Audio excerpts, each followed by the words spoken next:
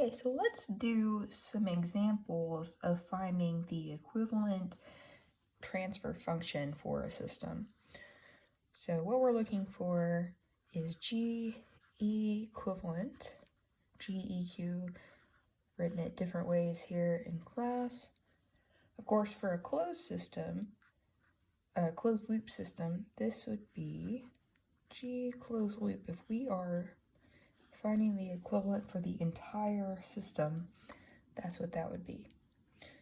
So let's look at our standard block configuration. We'll do that one first. I know we've done this one in class a couple of times, but let's go ahead and review this. So here we have our G sub C compensator block, and we have the GP, our plant. Okay, of course our output for the entire system is usually Y of T, and for this system we have a negative feedback, goes around, connects here, we have that negative sign right there on the feedback, comes in here, and of course our reference input comes in the front.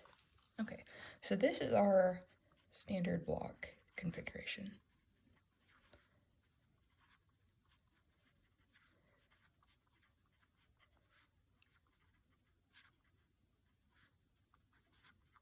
Okay, so there we go.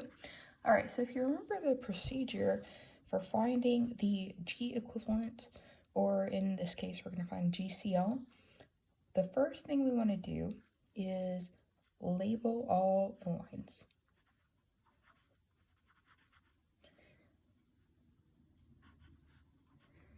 And these are anything that is unlabeled, we want to make sure we give a label to.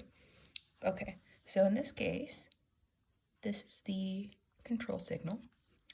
This is the error signal. And we've already got this feedback already labeled. All right, the second thing we'll do is write the equations for the lines.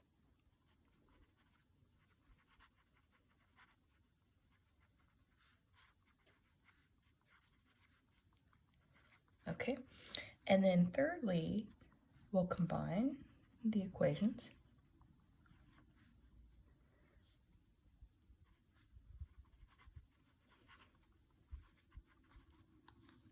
And then fourthly, we will get a ratio of output over input.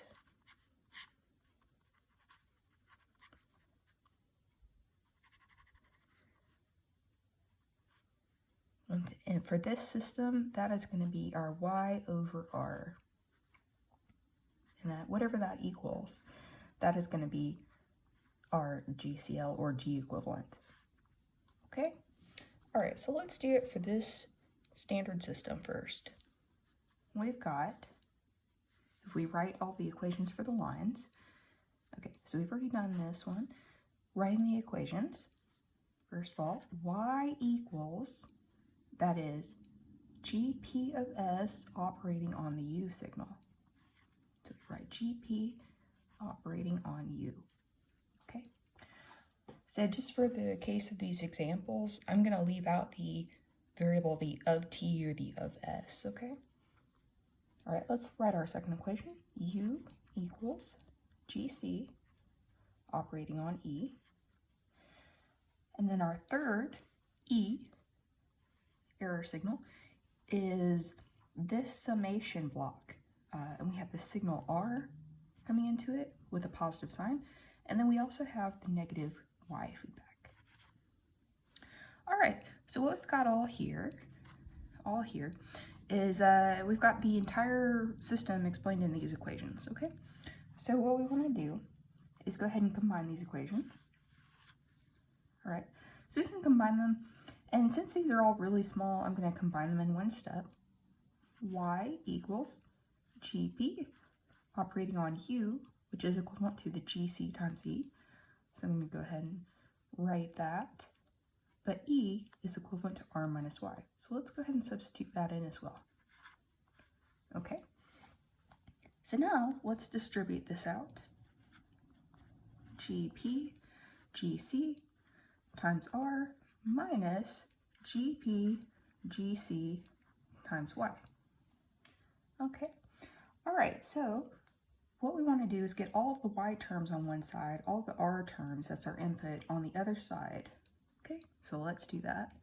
We've got y plus GP GC times y equals GP GC times r.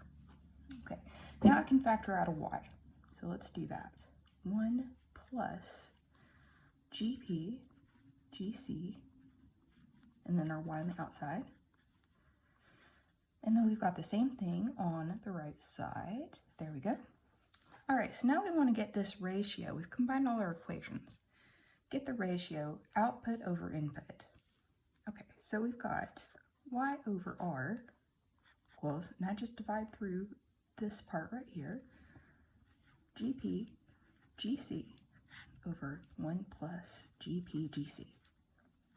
Okay, so you'll recognize that this is actually GCL. And we can go ahead and write that of S. And then go ahead and correct this over here to be of S. For 1 plus GP of S, GC of S. And there we go. Okay, so we've derived this a few times in class, but you can see that the equivalent for this standard block diagram is actually this equation right here. Okay, so you'll notice that if we wanted to examine the stability for this, we would need to see the polynomials. Okay, so let's do that. All right, so keeping this equation handy, what we're going to do is plug in, knowing that GP of S is equal to a P sub P of S polynomial over a Q sub P of S polynomial. We also know the same kind of ratio happens with the compensator block here. So that's going to be a PC over S over a QC of S. Okay, so let's make these substitutions into this GCL equation. All right, so what we have, if we make this substitution, okay, so I'm just going to go through and make this substitution. We have a P sub P over a Q sub P, and I'm going to drop the of S for doing this part. PC over QC over 1 plus P sub P over Q sub P times P sub C over Q sub C. Okay, so you got that right there. What we want to do is go ahead and get a common denominator down here, do our multiplication with the reciprocal and all of that, and just simplify. Okay, so GCL, multiply this through. We have the PPPC on the top, and then on the bottom here,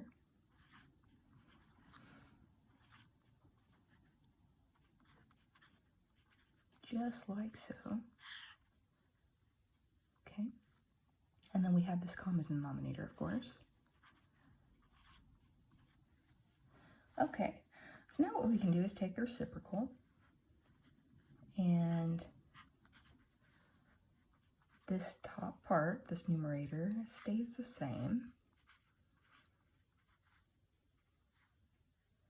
And then we flip this bottom part.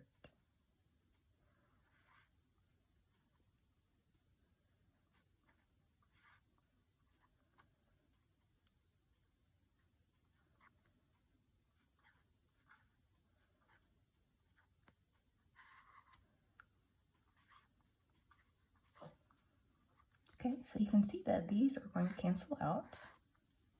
And what we are left with is P sub P, P sub C over this Q sub P, Q sub C plus P sub P, P sub C.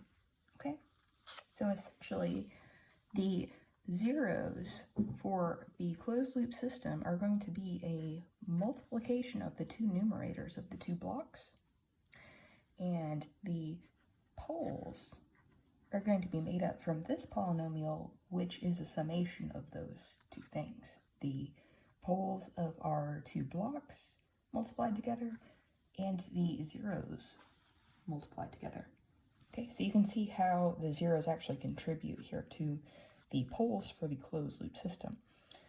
Okay, so this equation right here, is very important.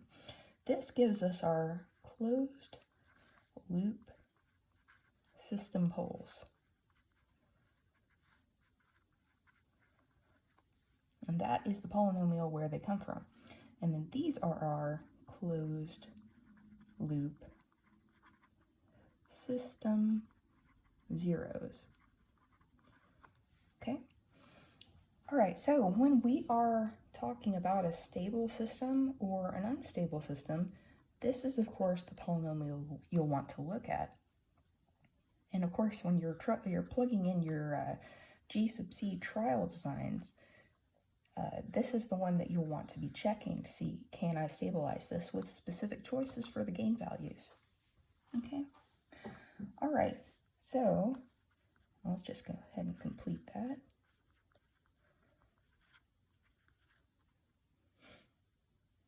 Let's say examine.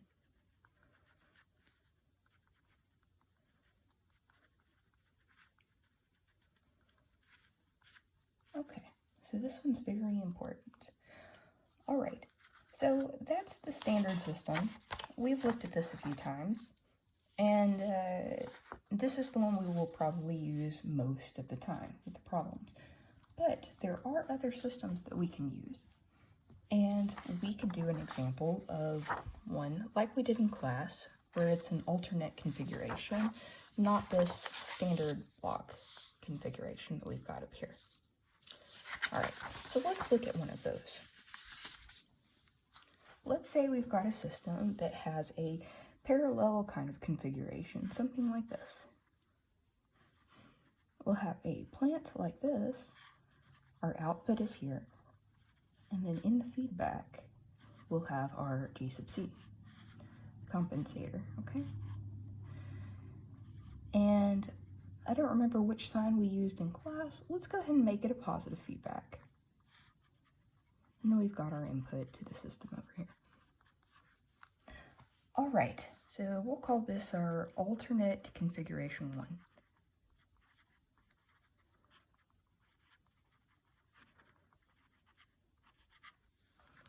Okay, so if I want to find the G equivalent for the system, or likewise the G closed loop, because we are going to be closing that loop, that block that we find, that transfer function, can replace this whole section. We will still have the same R of t coming in,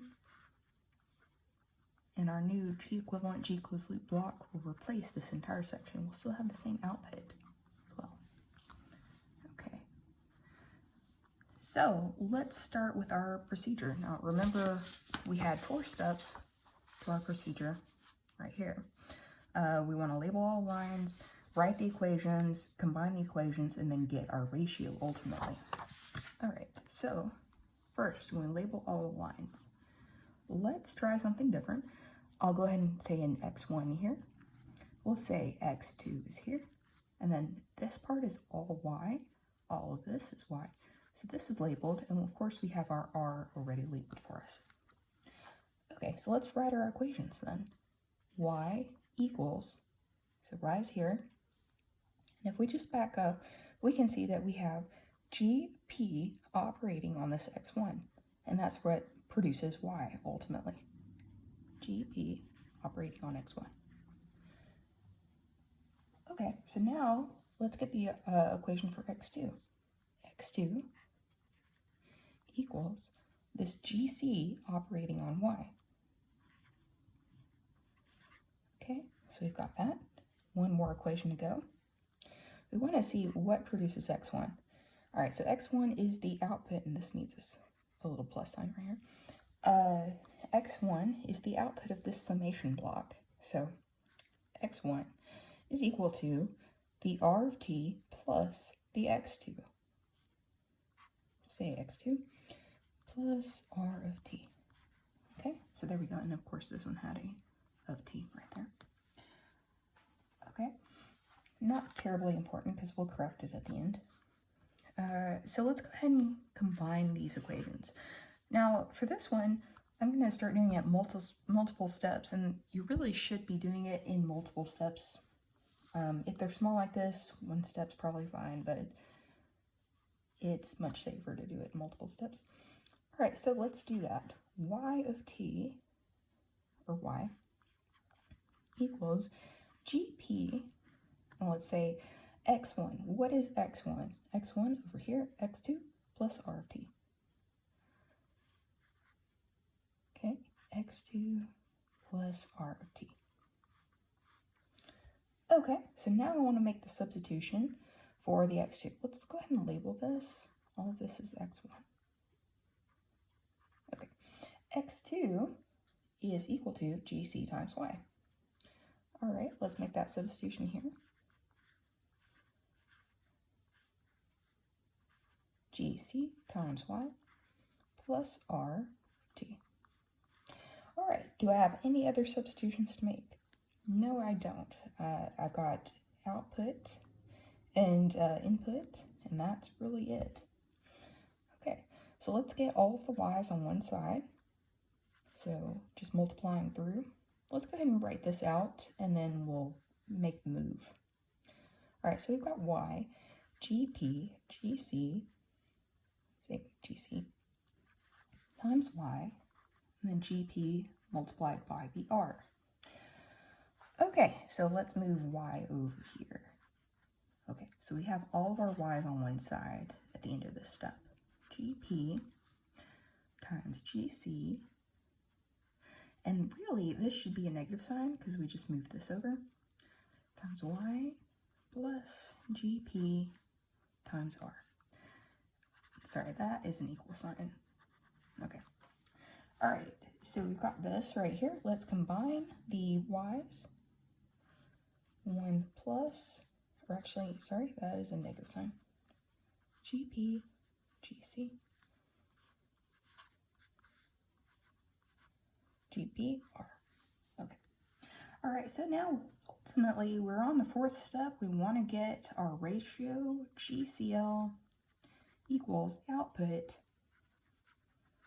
over input, and that is equal to y over r for our system. And what we're going to have, if we divide through by this section right here, this coefficient, we're going to have GP over 1 minus GP GC. Okay, so that is our GCL. Now if we make that correction with adding in the of s again, just to make it absolutely right.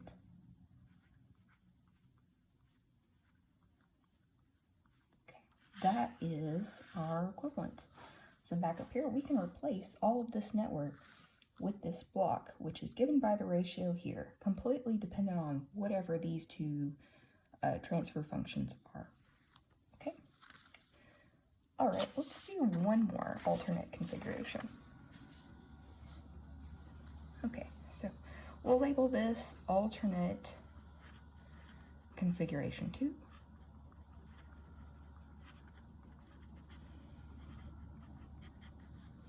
And let's try, we could do the same thing here, but change this sign to be a negative sign. And what that would do is, in our closed loop system, we would see a plus sign appear down here. We've discussed that in class already. That's given in a table, so I figured that's not really as interesting as something else we could do. Let's try having this input here added in, and we will have, let's say, GP, GC, and then we'll have one other line.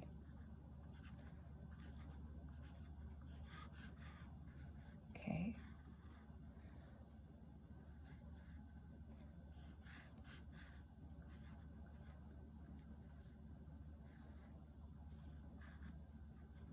we'll send this through GC, and then we'll have the H block. This will be similar to an example we did in class, but it won't be exactly the same.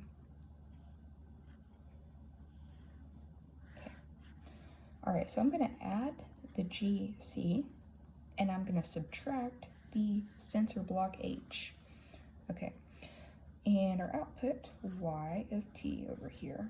Okay, so we could draw it this way, and normally how you would draw this, and I just did this real quick, is that you would have summation block down here and you'd have a single feedback right there. Single feedback line going from that summation. So let's do that real quick.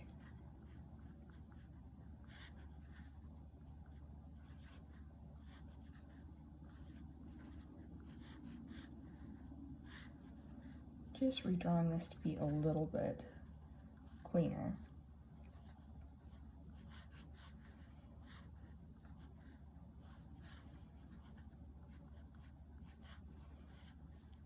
Okay, and we're going to add these together. Have a plus here, a minus here, and then this goes into our overall feedback with a plus sign because we don't want to change this sign right here. And if we had a negative sign, that would change that sign. Also change this sign, so we don't want to do that. Okay, so finding GCL, G equivalent, that's what we want to do, and ultimately we want to replace all of this section in the middle with a GCL block. Okay, so what is that? Okay, all right, so if we think back to our procedure that we were just discussing, we have those 4 steps. First thing we want to do is make sure all of our lines are labeled. We have the Y, and that labels this line, all this feedback right here, and this line. So really, I'm concerned about the 1, 2, 3, and 4 up here. So let's just use X's. 1, 2, 3, and 4. Okay, so these lines, and I'm going to go ahead and circle them. These are our labels. We can make them whatever we want as long as it's not confusing. Okay, so the next step is to write the equations of the line just like we've been doing. All right, let's start with y. Y equals, it is, if we back up a little bit, GP operating on x1. Okay, next one, let's do x1. Okay, x1 is equal to whatever is going into this summation block. So that is r added with the x2. Okay, those are the only 2 entries into this summation block, this arrow and this arrow. Okay, all right, let's back up a little bit more. x2, what makes x2? Okay, x2 is the output of this summation block right here. This has 2 entries into it, which are x3 and subtracting off the x4. Okay, just like that. Now, we have 2 more equations to write, x3 and x4. All right, let's do x3 first. x3 is GC operating on this y. Okay, and our last equation, which is x4, which is h operating on y. Okay, so now we have all of the equations for our system. Okay, so our next step is then to combine these equations. Okay, let's do that. All right, so if we want to write all of this together, we have y equals GP operating on the x1, which is r plus x2. So I'll make that substitution. Okay, and this is all x1. Okay, so now we want to substitute in for x2. x2 is here.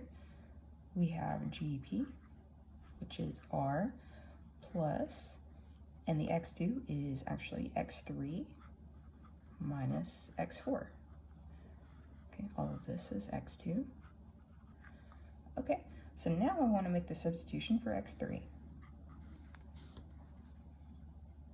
GP times r plus, what is x3? GCY. And then I still have my minus x4 over here. All right, continuing down, we're going to make that substitution for the x4. Okay, last one, GP times R plus GCY minus, and x4 is actually h times y. All right, so now we can go ahead and combine things together. And I'll just label that x4. Okay, so let's multiply this through first, and then we will combine the y's together. GPR, GP, GC, y minus GP, H, y. All right, so now what I want to do is first combine the y's over here together, then move the y terms over here.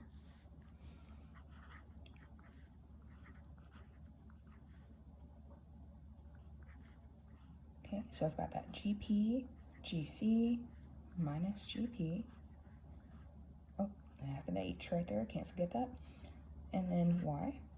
All right, so now let's move these over. I'm gonna have y minus GP, GC, and then I'm gonna distribute that GPH, and we'll say y and close that parenthesis right there. Actually, I shouldn't have gone ahead and multiplied that in that case. We'll just do that. Okay, GP times R. All right, so let's combine these terms right here. We're going to, let's do the y on the outside behind everything. So we have 1 minus GP, GC, and then I'm gonna go ahead and multiply these through, plus the GP times H. And then all of that is, we have the y factored out there. Okay, so we have the GP and R right here. Okay, so ultimately we are at the last step. GCL equals an output over input, and in our system, output is y and input is R. Okay, so we've got GCL is equal to GP dividing through 1 minus GP, GC plus GPH. All right, so if you wanted to examine the Poles polynomial, the Poles polynomial is not this right here. You can't extract this. You want to make all the substitutions for the entire function of GP and then condense everything, GP, GC, and H, and condense everything, and then you can examine the polynomial, okay? But this function right here, this GCL, this can replace our entire system right here, just as we wanted, this GCL right here, okay? So we've seen 2 alternate configurations and the standard, okay? And so this should show you how to find the closed loop transfer function for a system, an equivalent one, or same procedure, finding an equivalent block.